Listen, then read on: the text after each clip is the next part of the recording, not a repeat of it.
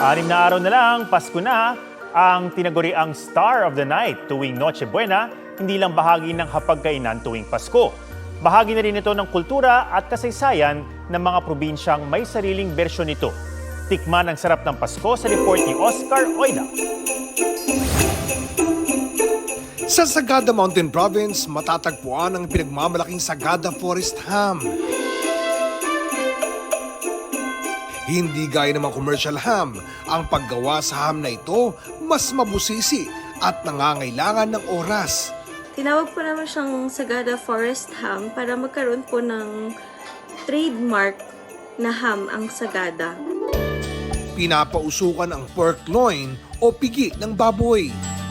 Gamit ang kahoy ng alderwood na nagmumula sa kabubata ng Sagada na siyang nagbibigay ng kakaibang aroma at lasa sa ham. Umaabot ng 8 hanggang 12 oras ang pagpapausok. Ang pagluto nito, pamana kay Ali na hanggang ngayon ay pinayayabong nila. Yung ham po kasi na ito, heirloom recipe na po siya from sa mga in-laws ko. Ang naisip po namin during the pandemic, gawin po namin siyang negosyo since nawala po ang turismo sa Sagada.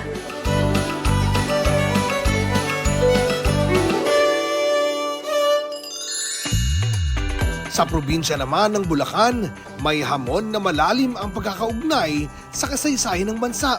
Ito ang hamon Bulaqueña ng Malolos. Tinaguri ang victory dish ng panahon ng pakikibaka sa mga mananakop. Hamon Bulaqueña ay isang victory dish. Inihain noong manalo si Gregorio del Pilar sa pagpapalaya ng Bulacan sa mga Kastila. Umaabot ng 7 araw ang buong proseso ng paggawa sa hamon Bulaqueña.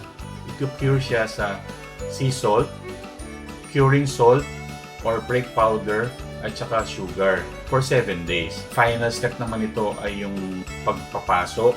Lalagyan siya ng sugar sa ibabaw.